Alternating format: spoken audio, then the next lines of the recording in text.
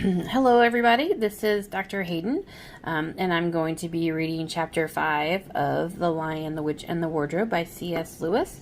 And Miss Hughes is going to be interpreting this for us. So a great big thank you to Miss Hughes for doing that. Chapter 5.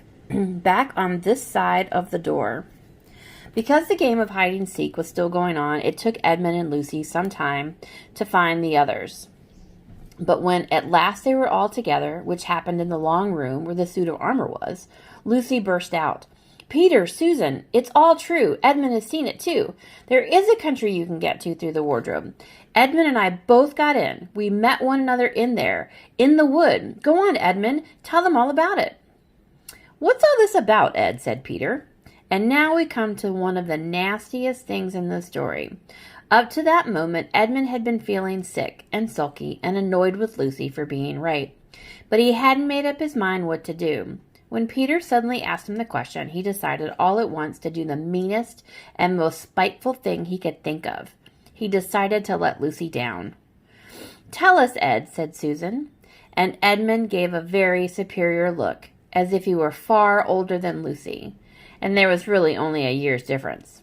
And then a little snicker, and said, "Oh yes, Lucy and I have been playing, pretending that all of her story about a country in the wardrobe is true. Just for fun, of course. There's nothing there, really." Poor Lucy gave Edmund one look and rushed out of the room.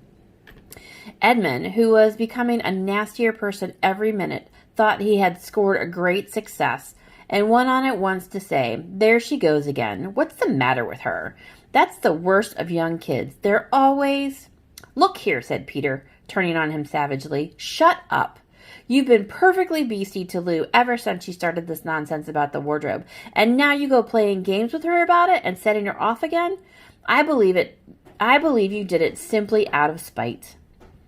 "But it's all nonsense," said Edmund. "You've very taken aback." "Of course it's all nonsense," said Peter. "That's just the point. Lou was perfectly all right when we left home, but since we've been down here she seems to be either going queer in the head or else turning into the most frightful liar.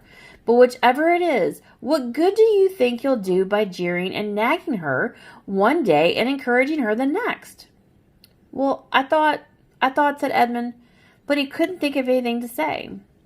"You didn't think anything at all," said Peter. "It's just spite.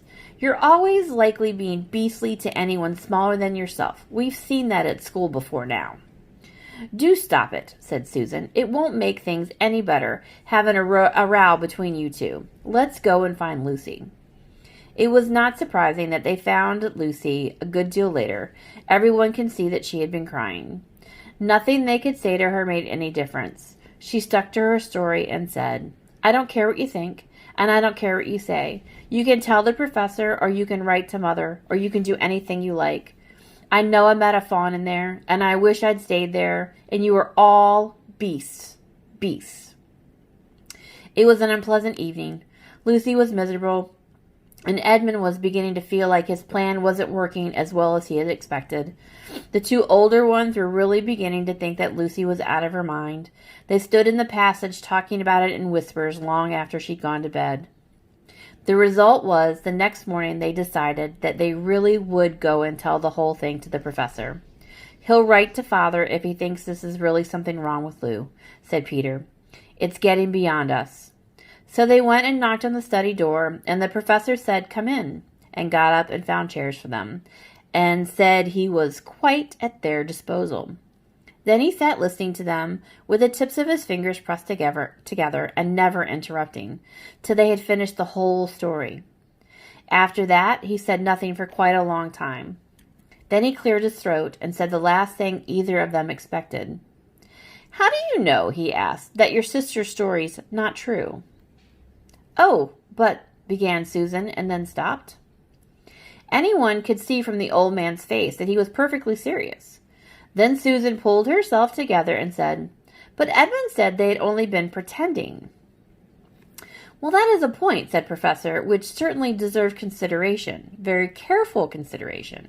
For instance, if you will excuse me for asking the question, does your experience lead you to regard your brother or your sister as the more reliable? I mean, which is more truthful?" Well, that's just the funny thing about it, sir, said Peter. Up till now, I'd have said Lucy every time. And what do you think, my dear, said the professor, turning to Susan. Well, said Susan, in general, I'd say the same as Peter, but this couldn't be true. All this about the wood and the fawn? That is more than I know, said the professor, and a charge of lying against someone whom you have always found to be truthful is a very serious thing. A very serious thing indeed. We were afraid it mightn't even be lying, said Susan. We thought there might be something wrong with Lucy. Oh, madness, you mean, said the professor quite coolly. Oh, you can make your minds easy about that.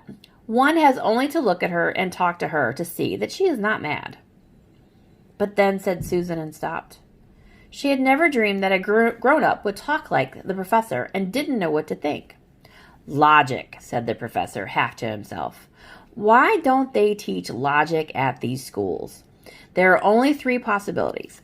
Excuse me. Either your sister is telling lies, or she is mad, or she is telling the truth.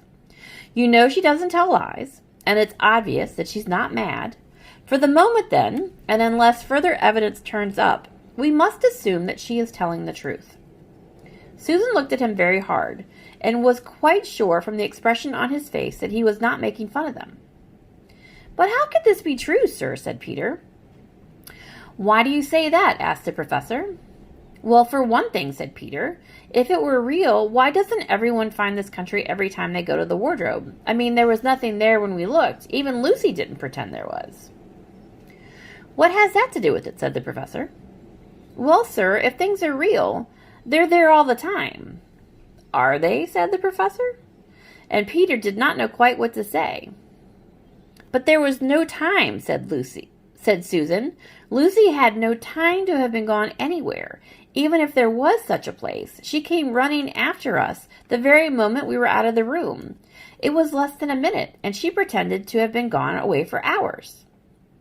That is the very thing that makes her story so likely to be true, said the professor. If there really is a door in this house that leads to some other world, and I should warn you that this is a very strange house, and even I know very little about it. If I say she had gotten into another world, I should not be at all surprised to say that the other world had a separate time of its own, so that however long you stayed there, it would never take up any of our time. On the other hand, I don't think many girls of her age would invent the idea for themselves. If she had been pretending, she would have hidden for a reasonable time before coming out and telling her story. But do you really mean, sir, said Peter, that there could be other worlds all over the place, just around the corner like that? Nothing is more probable, said the professor, taking off his spectacles and beginning to polish them, while he muttered to himself, I wonder, what do they teach them at these schools? But what are we to do, said Susan. She felt the conversation was beginning to get off point. My dear young lady, said the professor, suddenly looking up from a very sharp expression at both of them, there is one plan which no one has yet suggested, and which is well worth trying. What is that? Said Susan. We might all try minding our own business, he said, and that was the end of the conversation. After this, things were a good deal better for Lucy. Peter saw to it that Edmund stopped jeering at her, and neither she nor anyone else felt inclined to talk about the wardrobe at all. It had become a rather alarming subject, and so for a time it looked as if all the adventures were coming to an end. But that was not to be. This house of the professor's, which even he knew so little about, was so old and famous that people from all over England used to come and ask permission to see it. It was the sort of house that it is mentioned in guidebooks and even in histories, and well it might be, for all manner of stories were told about it, some of them even stranger than the one that I'm telling you now. And when parties of sightseers arrive and ask to see the house, the professor always gave them permission, and Miss Macready, the housekeeper, showed them around, telling them about the pictures and the armor and the rare books in the library. Miss Macready was not fond of children, and did not like to be interrupted when she was telling visitors all the things that she knew. She had said to Susan and Peter almost on the first morning, along with a good many other instructions, and please remember you're to keep out of the way whenever I'm taking a party over the house. Just as if any of us would want to waste half the morning trailing around with a crowd of strange grown-ups, said Edmund. and the other three thought the same. This was how the adventures began the second time. A few mornings later, Peter and Edmund were looking at a suit of armor and wondering if they could take it to bits when the two girls rushed into the room and said, "Look out! Here comes McCready, and a whole gang with her." "Sharp's the word," said Peter, and all four made off through the door at the end of the room. But when they got out of the green room and beyond it into the library, they suddenly heard voices ahead of them and realized that Miss McCready must be bringing her party of sightseers up the back stairs instead of up the front stairs as they had expected. And after that, whether it was that they lost their heads or that Miss McCready was trying to catch them or that some magic in the house had come to life and was chasing them into Narnia, they seemed to find themselves being followed everywhere until at last Susan said, "Oh, brother, these trippers. Here, let's go into the wardrobe room till they pass. No one will follow us in there." But the moment they were inside, they heard voices in the passage, and then someone fumbled with the door, and then they saw the handle turning. "Quick," said Peter, "there's nowhere else," and flung open the wardrobe. All four of them bundled inside and sat there, panting in the dark. Peter held the door closed, but he did not shut it, for of course he remembered, as every sensible person does, that you should never, never shut yourself up in a wardrobe. The end of the chapter.